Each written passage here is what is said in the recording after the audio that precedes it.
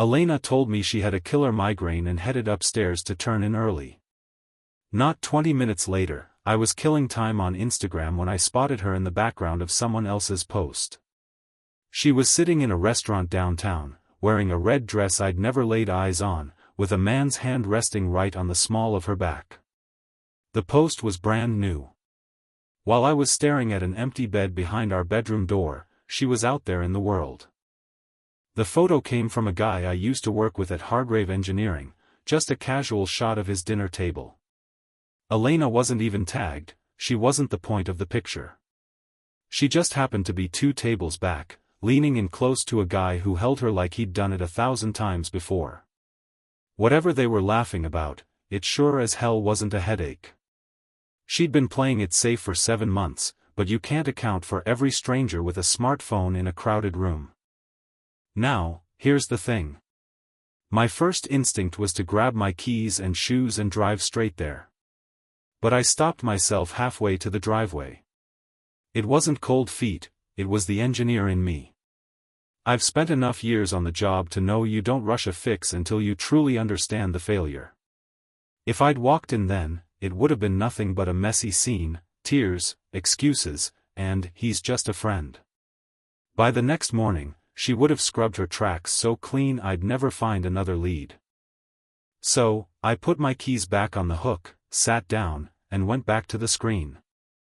I started with a screenshot, her face, that dress, the guy's hand, and the time.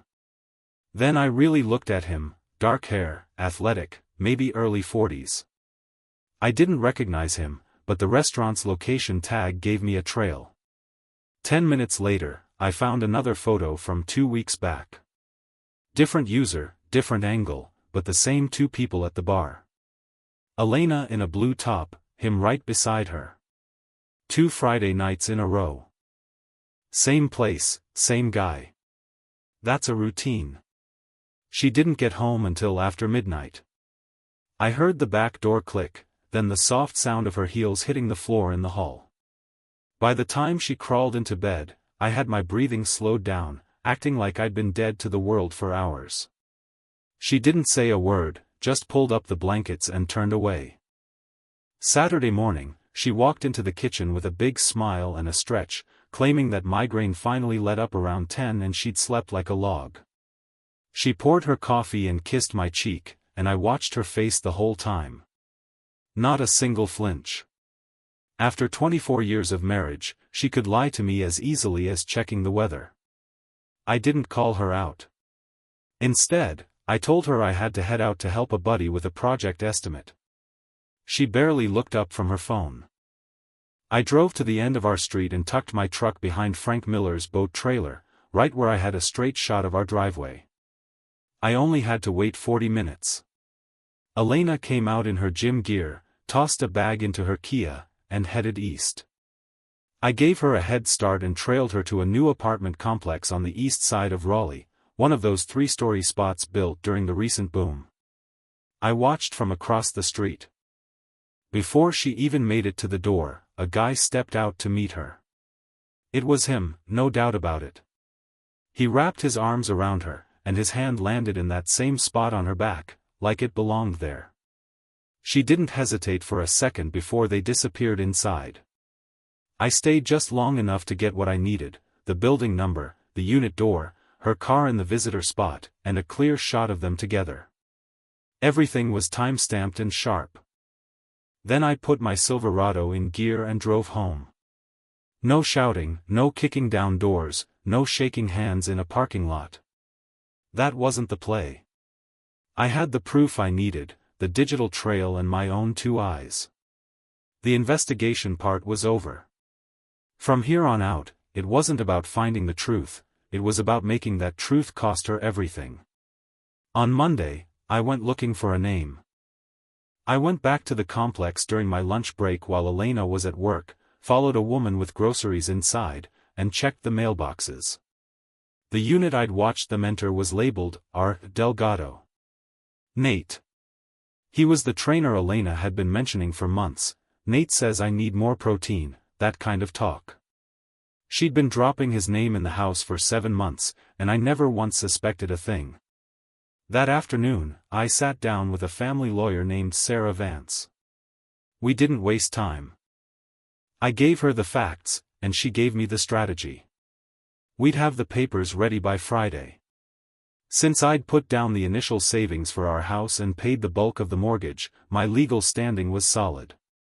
But when I handed over 6 months of our joint bank statements, Sarah's expression changed. It turned out Elena had been overpaying Nate's studio by a long shot, sending our family's money straight to her lover month after month. In North Carolina, that kind of financial waste during an affair carries weight in a divorce. That evening, I sat across from her at dinner and brought up our daughter, Maya. I mentioned we hadn't seen her in a while and suggested we have her over for a nice Saturday dinner. Elena loved the idea. She called Maya right there on speakerphone, and we set it up for Maya to drive down from Durham. Elena thought she was just planning a family meal.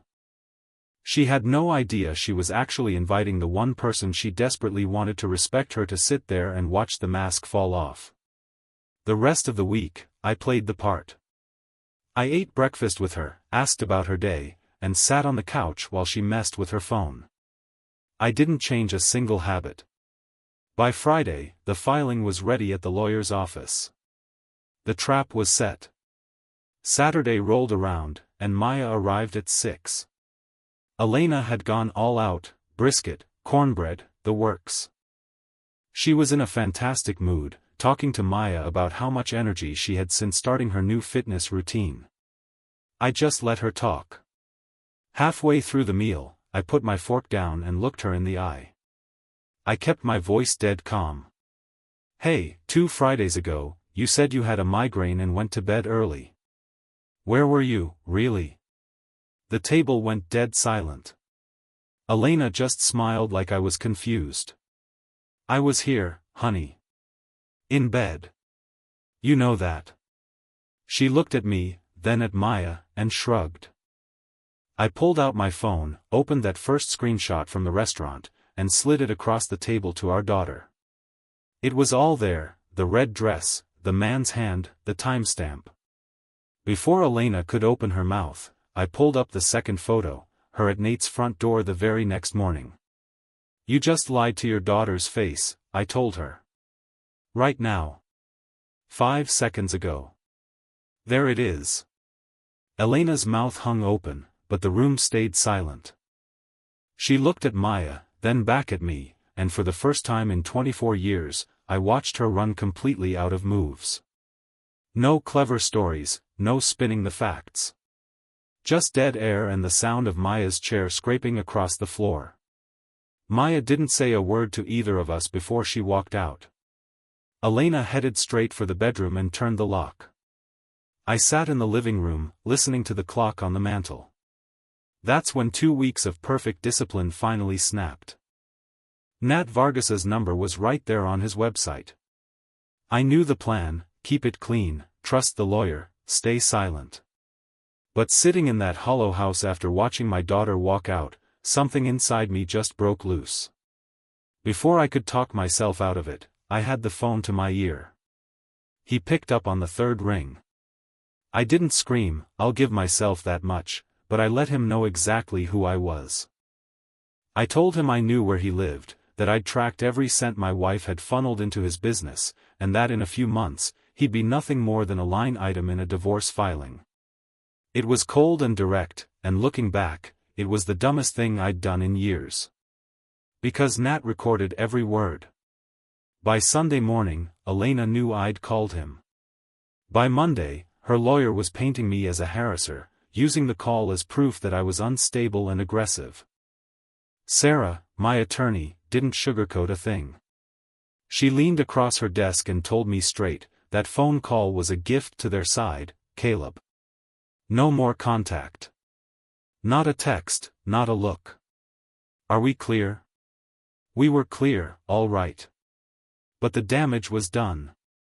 Elena came out swinging. By Wednesday, her side filed a response claiming she was entitled to half the house, the standard community effort argument.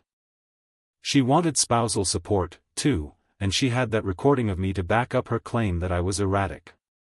On paper, I looked like a liability. I'd spent 2 weeks building a solid case just to hand her ammunition because of one angry Saturday night. Sarah told me if that was all we had, we'd be fighting an uphill battle.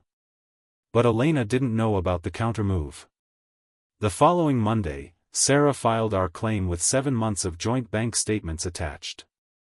Every single payment to Nat's studio was highlighted, right next to the actual prices listed on his website. The overpayments weren't just small errors, they were massive. It was family money being siphoned off to a lover.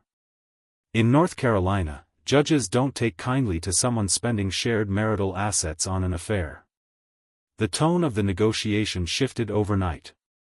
The math was pretty simple: my one angry phone call was a mistake, but Elena's 7 months of financial betrayal was a pattern. Sarah put together a settlement proposal that was firm but fair. I'd keep the house, and Elena would get her share of the assets, minus the money she'd funneled to Nat. We'd go our separate ways. It wasn't a total knockout, she was still walking away with a check, but I kept the house. That was the one thing I'd been fighting for since I first saw that Instagram post. A few days later, my phone buzzed with a message from a number I didn't know. It was Nat. He sent the classic "I didn't know the full story" exit speech, claiming she told him we were already separated. I typed back one sentence: "You knew she was married, you took her money, and now you're blocked." I sent it, blocked him, and that was the end of Nat Vargas. He blocked Elena, too. He vanished from her life as fast as he'd entered it. For him, it was never a romance. She was just a client who paid way above market rate for his attention. The one person I didn't hear from was Maya. For days of total silence. I didn't push her, she deserved the space to process the mess. When she finally called, she wasn't looking to take sides. Her voice was steady, but I could hear the hurt. "Why did you do that at dinner, Dad? Why with me sitting there? You could have told me first." I told her the truth. I wanted her to see it for herself, not my version, not her mother's version. I wanted her to see what Elena would do when she had the chance to be honest and chose to lie instead. I admitted the way I handled it was rough, and I didn't apologize for the truth, but I did take ownership of the delivery. She was quiet for a long time. Then she said, "I'm not picking sides," but I watched her lie straight to my face, and I can't unhear that. "I'll talk to both of you, but things are different now." And she was right. Over the next few weeks, her calls with Elena stayed short and surface level. Our conversations got longer and easier. Not because I won, but because I hadn't lied to her. It's a low bar to set, but in our family, it turned out to be enough. A month after the divorce was finalized, I loaded a bookshelf and my toolbox into the back of the Silverado and hit the I-40 toward Durham. Maya had just signed a lease on her first real apartment and asked if I could help her put some furniture together. On the way, I stopped at the title company office.